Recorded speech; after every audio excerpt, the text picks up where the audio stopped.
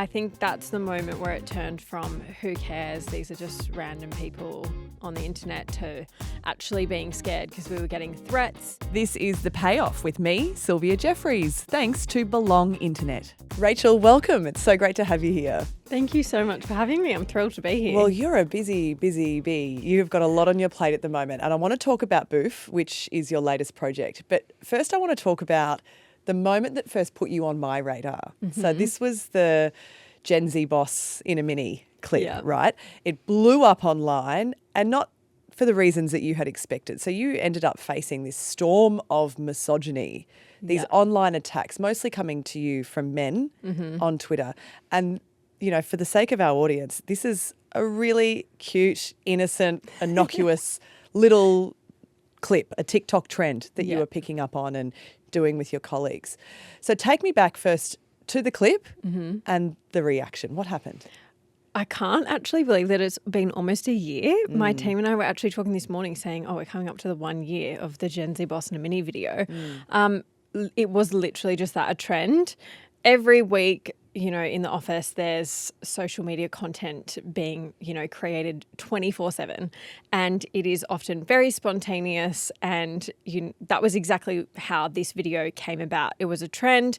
Someone had seen it on TikTok. We wanted to recreate it. And in the moment, we literally all stood up from our desks, came into the middle of the office and came up with this chant that played into the trend, which was just listing like two things about something you were wearing or what you were doing anyway, and chanting it in a circle. It was so innocent.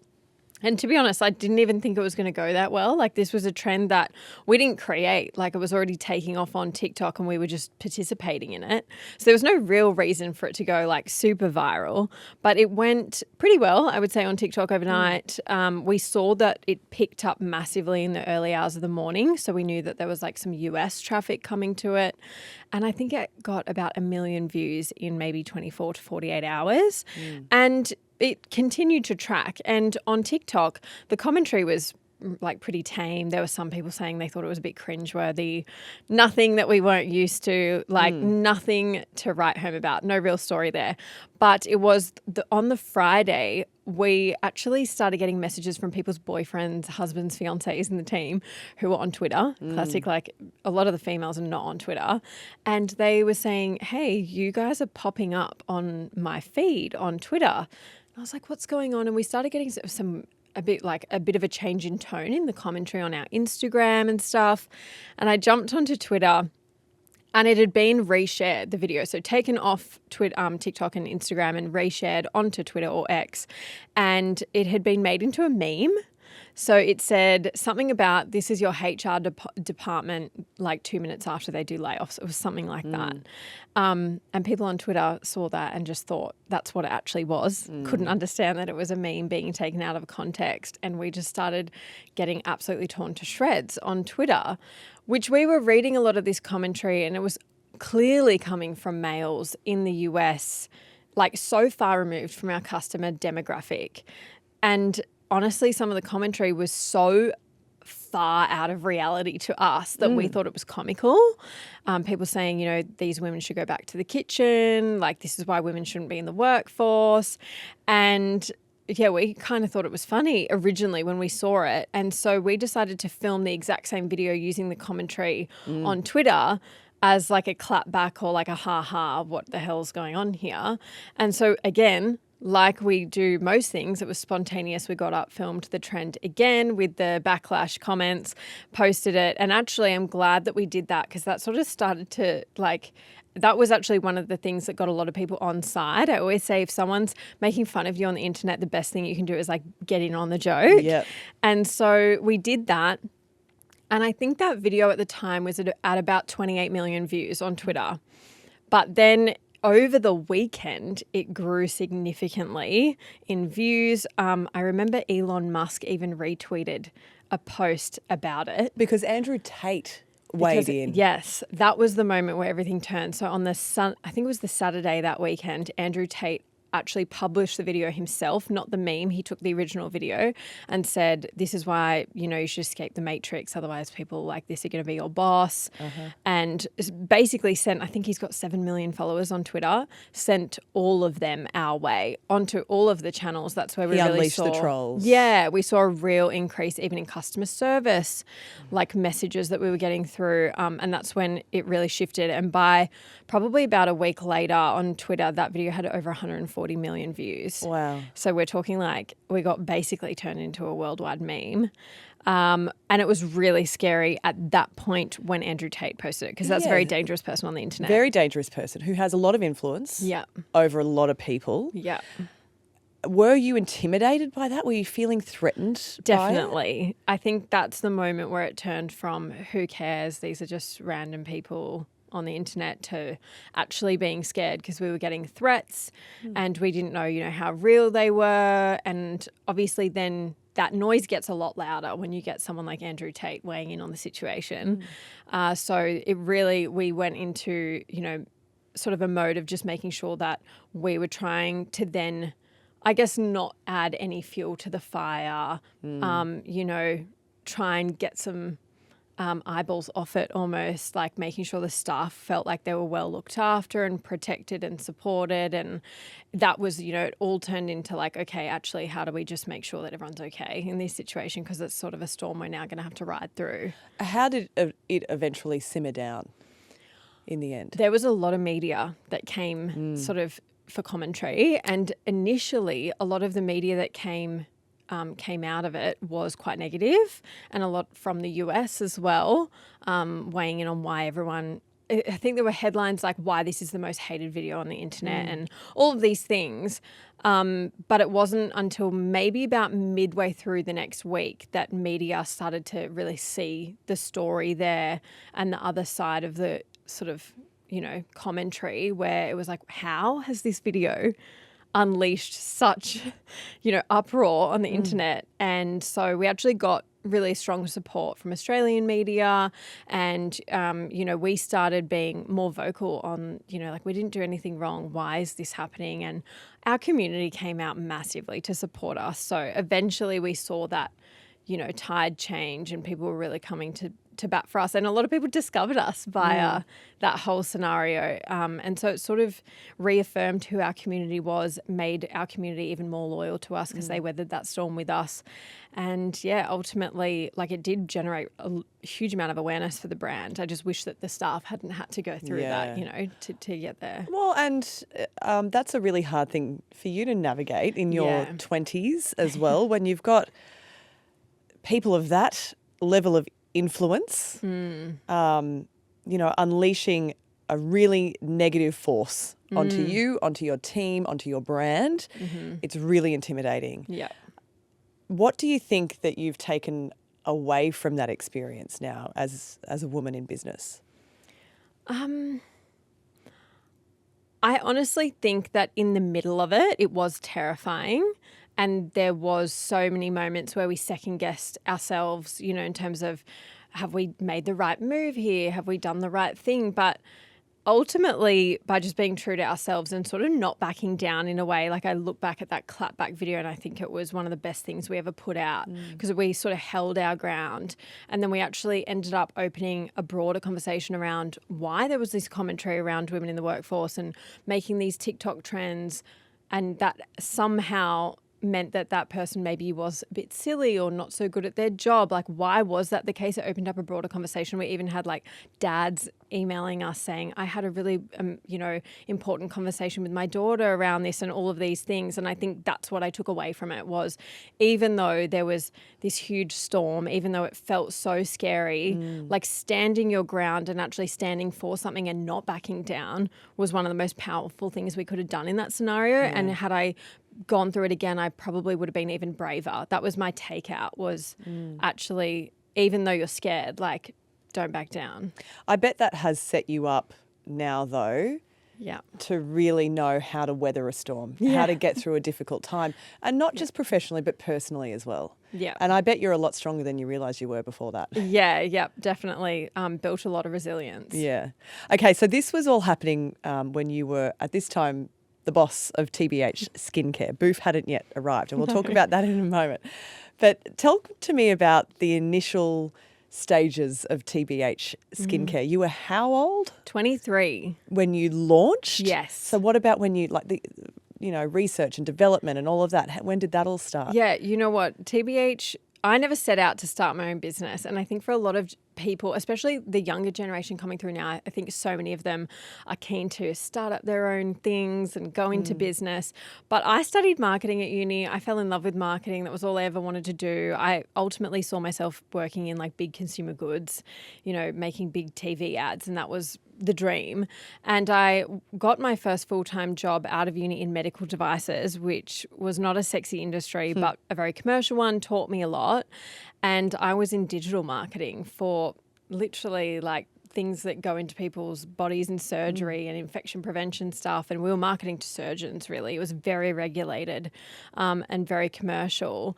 And it was in that job that I came across the patented tech that we licensed into TBH Skincare. So I had never planned to do this. I just so happened to be, I think, in the right place at the right time, but with the right enthusiasm. And sort of, I saw this opportunity and grabbed it with both hands. So there was a tech that a medical research and development company had created. They had patented it. It was being used for infection preventions in hospitals. They also discovered that the same tech they were using to treat bacteria in the hospital space could be used in the skincare space for acne and acne-causing bacteria. So they took that, created a skincare product with it, started trialing it against sort of the key market players with salicylic acid, benzoyl peroxide, and discovered that it was really effective and also quite good, like in terms of it was good for sensitive skin. It wasn't super harsh. So it offered something really novel to the acne category. But they don't take things direct to market. Skincare is not their core focus, especially not beauty or, direct to consumer. So I was so lucky to become aware of that. And then because I had, one, been a massive beauty consumer in my life, two, had a terrible experience with acne for over 13 years. And then I was like sort of I was obsessed with marketing and brand building. Just in my spare time, I would read brand books and everything else. It was like this perfect culmination of things that then led me to go, well, what's happening with that tech? And I was lucky to be introduced to the CEO of that company. And then I convinced my mum to go into business with me. She's an accountant. So I handled all of the finance and ops side. That's handy. Yeah. So handy. We work on different sides of the brain. So like a really good team. And so we went together and pitched for these licensing rights to the product. She'd done all the startup costs and modeling. And then I had done basically the whole brand build and what, how I thought we could sell it, who the customer would be, how we would talk to them, what the brand would look like. And they gave us the license to this skincare product, which was pretty incredible because it was a completely novel science in the category, completely new innovation. They had, I think there's like over 40 global patents that protect this IP. Wow. And we just happened to get access to that. So would you say you're an accidental entrepreneur? Totally. Yeah. But now that I look back on my early career and even some of the things that people said to me when I was in my early stages of my career, and I feel like that's what I was meant to do. Because a lot of people would say like, oh, you've got that sort of business like brain or like that sort of hustle to I think I always took my full-time job a little too seriously. Like I was always that person that was enthralled with what I was doing. Yeah. So from the outset, what were your initial goals with TBH? I remember sitting down, and my friends will recall this conversation as well. They talk about it all the time. We went to the winery in Surrey Hills for someone's birthday, and that was the time in which I think we'd won this license, and I decided I was going to quit my full-time job and go do it. And we went to this birthday at the winery, and I told them like, oh, I'm going to start a skincare brand. And I think I said to them, I want it to be like the Frank Bodies of the world, or, at the time, those were the brands like Go-To Skincare, Frank Body. And I was like, it's going to be like another one of those. And they recall that conversation to me. And, I've actually met Brie, one of the founders of Frank, and we've worked with them now on the Bouf brand. Like there's been all of these moments. But because they have a marketing they have company, an agency to build brand. And I just wanted to create this incredible brand that was really recognizable and loved and had like a cult following and community behind it. And I think that was the main thing that I was passionate about creating. Your packaging is something that everyone talks about. How crucial has that been to your success, do you think? So crucial, but I would say that it wasn't that well thought out. As in, you go into a Priceline store now and you can spot TBH a mile away. Same with Coles. And it's actually such a core component of what has developed like the brand identity and how people recognize us, and even how the customers feel when they use the products. But when we went into building that, I would say we wanted it to feel fun, playful, accessible, shake up the category, because we knew there was a lot of like white clinical labels, not a lot of fun speak in the category. We wanted it to be something different. But I don't think we actually really realized how crucial that was going to be to us cutting through when we got to retail, which was only 3 years into the journey. So how many products are we moving with TBH now? You're selling in Priceline, where Priceline, else? Coles, Woolworths, Chemist Warehouse in New Zealand. Wow. Yeah, so that we just did our first international launch with New Zealand. And These are really competitive markets. It's not easy to get into a Coles or a Woolworths, right? No. I think, so Priceline was the first one that we went into. And I remember when we were looking at retail, Priceline was the one that I really wanted, because you had the pharmacy aspect of there's a healthcare professional in store, you've got that element of trust, but you've also got the beauty component where it is like a beauty destination, and you've got coverage across Australia where you've got over 400 stores, which means it's accessible. It's like the value of price points really strong in Priceline.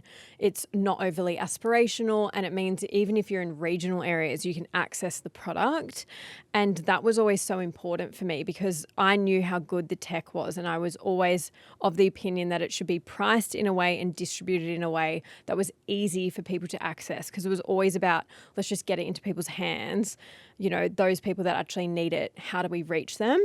And so that was always the guiding compass. And a lot of people early on, because when we went into Priceline, I think Priceline's really elevated itself, probably in the last 3 years. Yeah.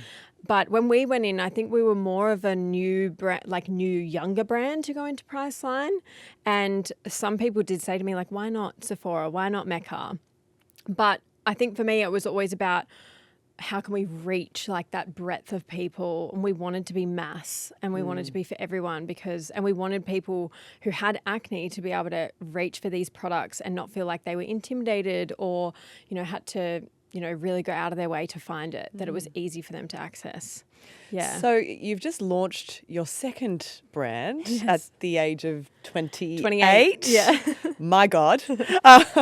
Please slow down for the sake of the rest of us who feel like we are underperforming. No. So congratulations on Bouf. Thank you. I've seen it everywhere over my social media in recent weeks. So what lessons did you take from TBH, or some of the challenges you faced in TBH that you've applied to your approach and your plans and your goals with Bouf? So with TBH, we were very specific on niching down. So because we launched with not a lot of budget, like marketing budget, we were bootstrapped, so, not a lot of cash to play with. My philosophy around how we got that into people's hands was pick one customer group, focus on them, and don't try and be all things to all people. And that served us so well with TBH, because we cut through a really saturated category quite quickly, and that is a very, very difficult thing to do. And I think it was because we were willing to polarize some people, because we knew that by, really interacting with the customer in a certain way, we would get that love and community, and someone would feel like we were talking directly to them. But in order to do that, you have to not talk to certain other categories of people from a marketing perspective. So I think that was the philosophy around TBH, and we took a very similar approach with Bouf, which was, let's look at the category and what's missing and who do we need to speak to, who's underserviced, even in terms of colours and tone of voice, like where where's the white space? Where can we stand out? What can we do differently? And so I would say that was a learning from TBH that I definitely pulled into Bouf. So tell us who you're specifically targeting with Bouf. Who's your audience? We've your got market? 2 core customer groups. We call them stress heads and postpartum baddies. So I'm both. both. So stress heads are, probably like that 25 to 35-year-old group of people, often female, who are highly stressed in their like first like bit of their careers, like working really hard, facing cost of living crises, dating, like jobs, all of these things, like an enormous amount of pressure, and they often have damaged their hair over the years with color or tools like heat, and or they've just got genetically thin hair. Sort of like one catch-all of like this female who's really engaged in the beauty category and looking for options for hair thickening products, because that's a real concern that they're having, because they're losing their hair because they're stressed or they've damaged it and everything else. So there are stress heads. And then we've got a group of postpartum mums who I don't think have a lot of great options in the category. I think postpartum hair loss is a massive thing for people to go through. It's wild. When it happens to you, I think, and I actually haven't been through postpartum hair loss, but I've spoken to a lot of customers before we launched the brand around what that's actually like.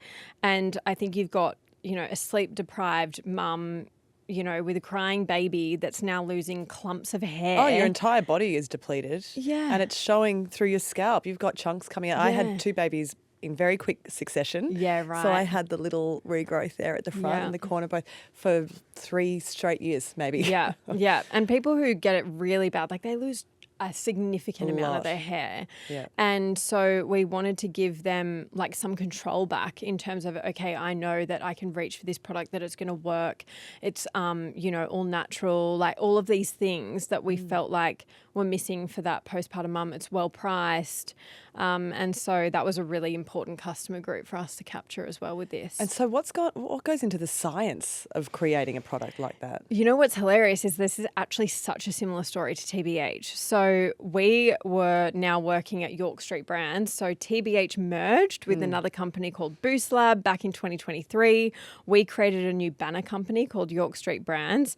And what we were doing in the marketing and brand building space, I think people were aware of in terms of our ability to find the niche in a growing category, cut through and generate a huge amount of momentum quite quickly up against the big conglomerates in these categories.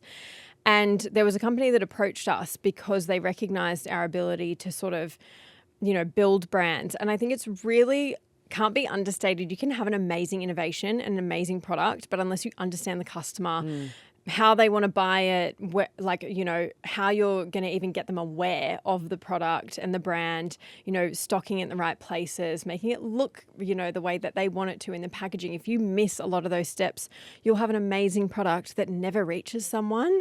And so this company had the tech to this hair product, and they approached us because they said they saw what we were doing and our ability to connect with a customer group.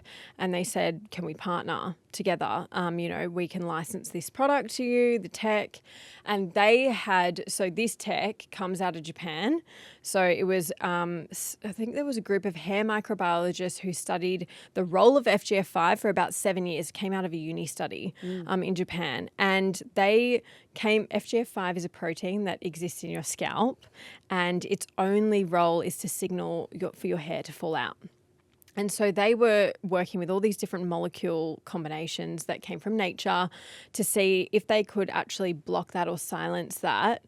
Could they hold on to the hair for longer or keep it in a growth phase for longer? And that's essentially the premise behind the whole tech of the range. So they came up with this botanical blend that was able to do that. They patented it, and that was the core of the product and why it works. So again, very new, novel innovation in hair care. That just needed to reach people in the right way, which was where sort of our expertise came in. Well, once again, social media is doing what it does so poorly, I would say, in generating a fair amount of backlash over how you have launched this campaign. Yeah. So we're going to take a quick break and we'll discuss that right on the other side of this. Sick of paying megabucks for your internet? Switching could help you. So switch to Belong Internet. They're backed by Telstra, they have a reliable network, and with internet plans with prices that aren't too spicy.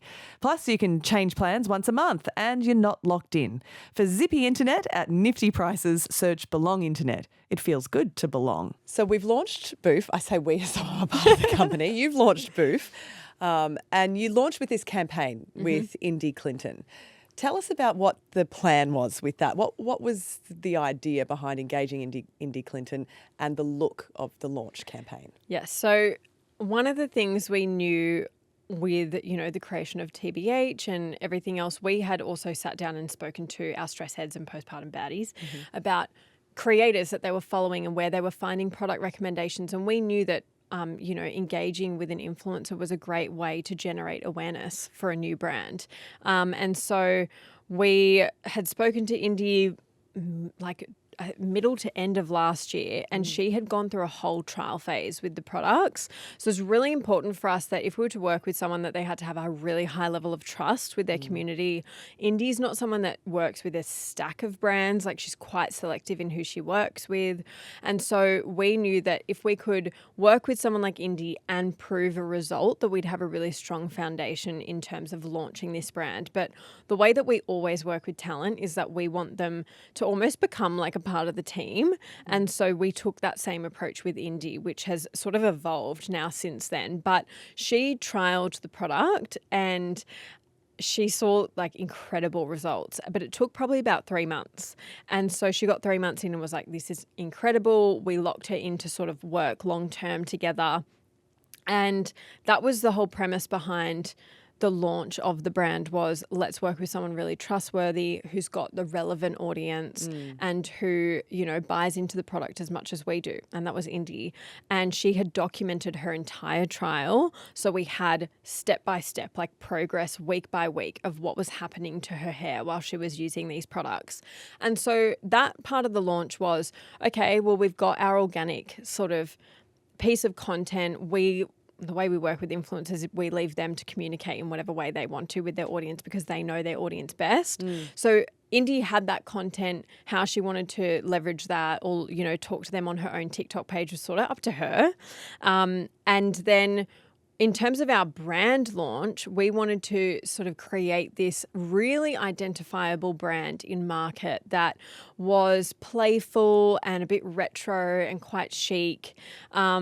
And we had come up with this whole brand identity behind the scenes that, even down to the colours and the typography and the type of copy that we use across the brand. And I've actually been very transparent about that whole selection process. Even on my TikTok, I was bringing people in to say, these were all the different brands that we looked at and this is why we chose this one. And these were the, copy lines that we brought in. And so the campaign, the actual launch video, was just basically a whole culmination of that. It was meant to launch the brand in market, establish that tone of voice, bring across that unique brand identity in market. And so that was why we went in the direction that we did, which was very 80s retro inspired. We even looked at, old 50s shampoo commercials and we're taking inspiration from all of these places to create this juxtaposition of Indy as this incredible public figure, social media superstar, but also the fact that she was this modern day mum dealing with all of these chaotic things. And we placed it into this 80s inspired retro campaign to bring it to life, which we then decided to lean into the use of big wigs, extensions, to demonstrate essentially how Bouf made her feel. And so it was just a very creative concept of, here's Bouf, this is what it does, and this is how it makes you feel, and this is the brand. And it was just that's awareness. Yeah. That's what you're trying to generate with a launch campaign video. And I think that because of Indy and her profile and the amount of people that follow her and her level of awareness, I think that just meant that there were lots of eyeballs on this campaign. And as with any marketing ever, you're always going to have people that don't agree with the direction that you went in or who don't get it. And I think we just saw that sort of suddenly come through on TikTok. So what exactly were people taking issue with? The wigs and the extensions mainly. It was, which you know, if you just hear you're using wigs to promote a hair thickening product, then of course you're going to be like, what? They did what? But people were taking issue with the wigs, not really understanding that it was a creative concept, which is totally fine. Like, I actually think that's totally fair. But we had shown her progress through all of these organic videos separately. We'd done user trials with other people. Like, it was a separate thing. So I think it was being taken out of context. And then there was a group of people who hadn't even seen the original launch video. And then we were seeing videos where we were addressing why we used wigs or something like that. And then being like, jumping in on it then without having any of the previous context, and it almost became like this vortex of misinformation that then got spread over the campaign. But, you know, the reality is that a lot of people loved it and did get it for what it was. And yeah, I think there was just a bit of a pocket on the internet that took issue with it. Okay, so you can take the experience from the Gen Z boss in a mini experience, right? And apply that to here. So you've now put out a statement, a video statement, addressing the furor over the wigs. Sometimes I think, you know, I get a little bit of this, obviously, on social media, being in a public role, and you think, okay, do you feed the seagulls? Yes. Is it worthy of giving oxygen to? Are the complaints legitimate, and do I need to address it? It's it can be because sometimes it is unjustified, the kind of hate that you get. Sometimes you did mess up and you feel like you do need to address it and maybe apologise. In this case, you issued a really considered response that addressed the situation and explained your side of the story. So how did you land on the decision to address it that way? What kind of process do you go through now as a boss to determine how you address something like this? That's such a good question because, again, we move so lifetime a lot of the time. And I would say, honestly, what you see on my TikTok is like exactly what's going on behind the scenes. And I'm used to operating very transparently on TikTok. It's almost like a personal video diary of what's going on in the business. And so when I saw some of the commentary coming through on TikTok, and I explained this in the video. Like, I always read the comments and I listen because for me, that's such valuable insight. We base every decision in the business off customer feedback, new products, every single thing that we do, we're informed by the customer, and it's a really crucial way that we actually get things right. So I have explained in this video, like, I will read all the comments and listen to all this feedback, particularly when it's about the brand and the products and everything, because I want to understand, like, okay, where is it not landing for some people? What do they want to see more of? I had some people say that they didn't really understand the difference between the shampoo, conditioner and the tonic and how to use the whole range, because the website, like, it had a lot of the similar information across all the product pages. And I was like, that's amazing. Thank you. I'm actually going to go tell the team, hey, can we like add some more info? So all of those things, so helpful to know.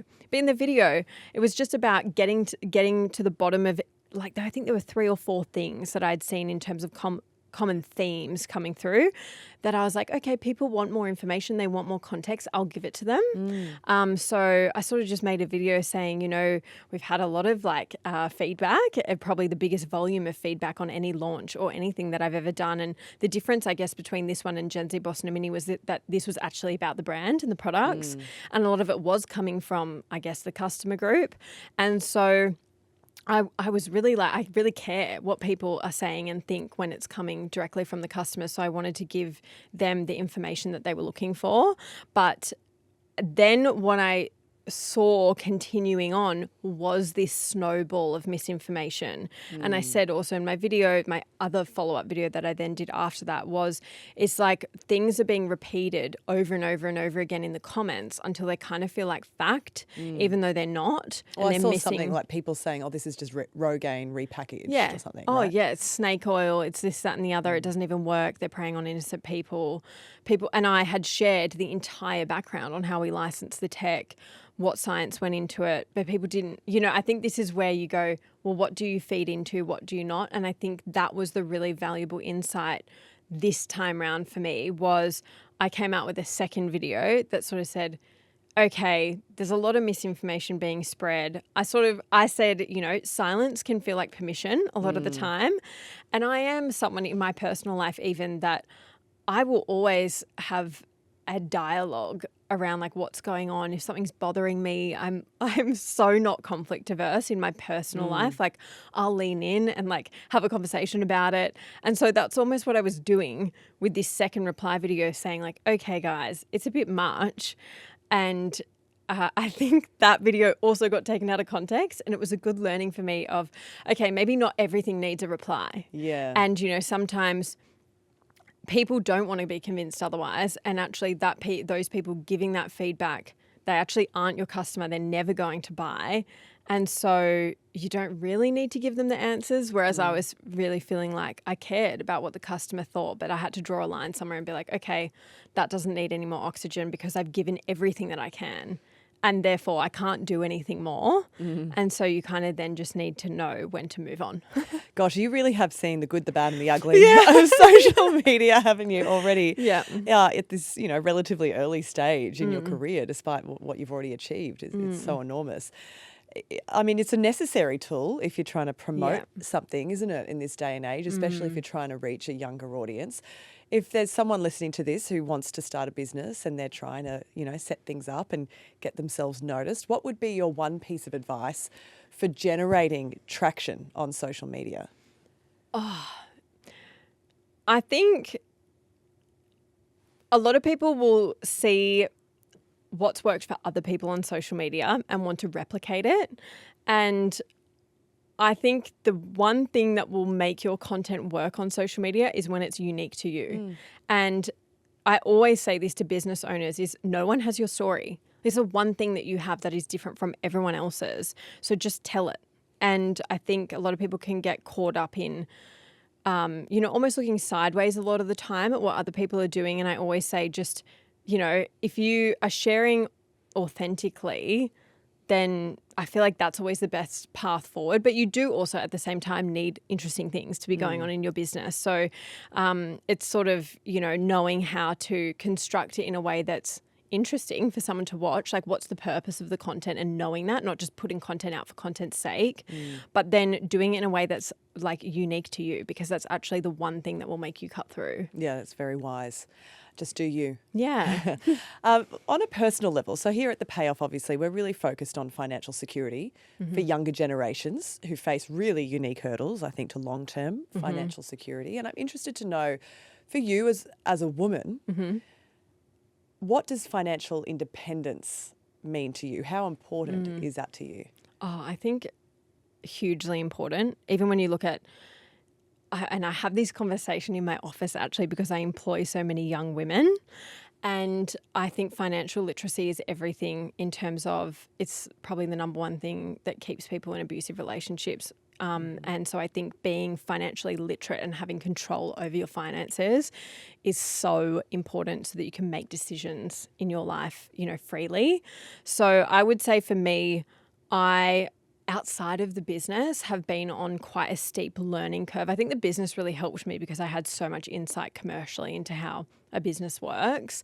But I undertook my own education outside of work to understand investing. And, I almost see the business as one thing that I'm doing for my finances, but I wouldn't want to put all my eggs in one basket. So I've done a lot of other things outside of work to try and build stability in case this one thing, falls over. And I think it is so hard for young women, but also just young people in general to get into the property market and do all of these things that a lot of people would deem, financially stable things to do. Milestones. Yeah. And I think, personally, I've taken a completely different approach. I've never bought in Sydney. I bought an investment property in Townsville. Oh, so you're a rentvester. Yes, I'm a rentvestor. That was one of the best decisions I ever made.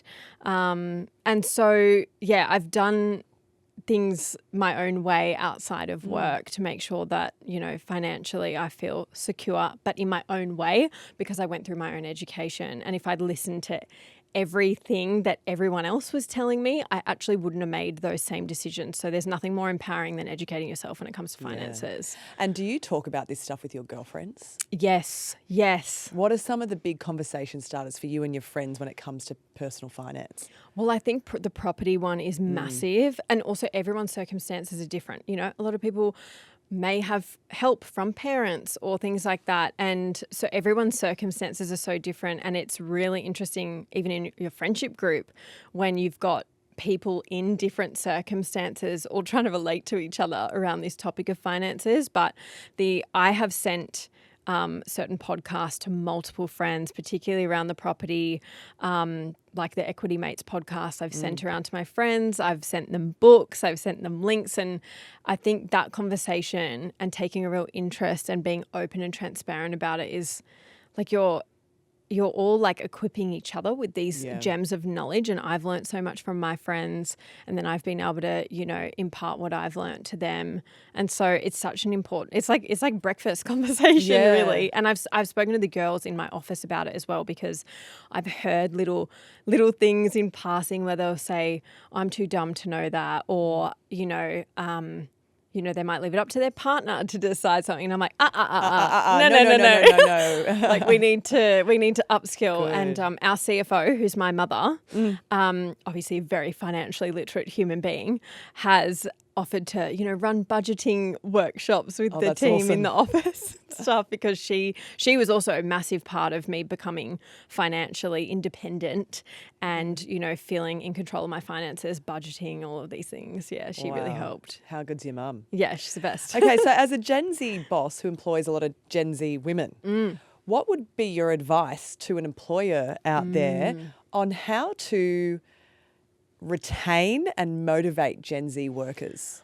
I guess every person is different. Like I would say Gen Zs have their own way of working, and a lot of the Gen Zs that I employ, this is actually their first workplace they've ever been into. So I think for me, it was just about finding out like what was it about them that, motivated them or kept them in the workplace. And I don't know, I think it's more of like a broader cultural thing where if you give them a voice, if you give them ownership, if you actually tap into the things that make them like actually incredible for your workforce, which is probably not your typical like, employee. If you can understand them and give them ownership, I would say that's probably one of the key things that has meant I've retained, my whole team essentially of Gen Z employees. And flexibility? Yeah, flexibility is important.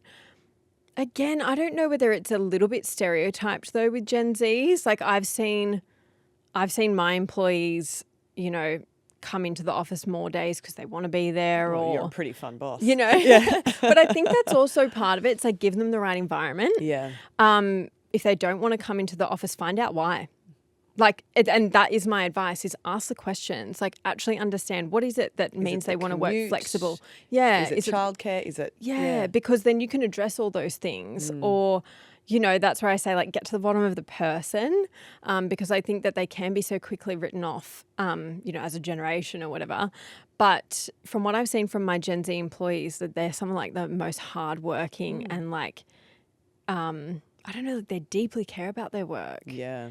Which I actually think is a superpower if you can harness it correctly. Yeah. It's so true. They're very purpose-driven. Yeah. I think from, my experience with younger colleagues here at Nine, very purpose-driven. Yeah. Okay, so what's next for Rachael Wilde? Oh my goodness, what is next? Well, we actually have some big international launches coming up. Oh. So we do have... So world domination. Yeah, world domination, hopefully. Also lots of new product. That is honestly the thing that keeps like us all really, really busy, is constant product development, and it's now going to be for Bouf as well. So yeah, I would say lots of new products, international markets, the team's growing constantly. So yeah, I'm just hanging on for dear life, really. That's what's next for me. You're more than hanging on for dear. Are you okay? You're hanging in there because it is a lot. No, I'm fine. I'm fine. I do work with a business coach and everything, and he does keep me in check. You know, and my motto for this year was meant to be going fast by going slow. I'm not sure I'm doing that well, but yeah, no, I know how to balance it. I do my best at least, but there's just some periods like recently where I've just had to sort of give up control and ride the wave. But yeah, hopefully planning in a few breaks now. Yeah, nice. Yeah. Well earned. Thank you so much for giving us some time today. Thank so you. great to chat. Thanks for having me. Pleasure.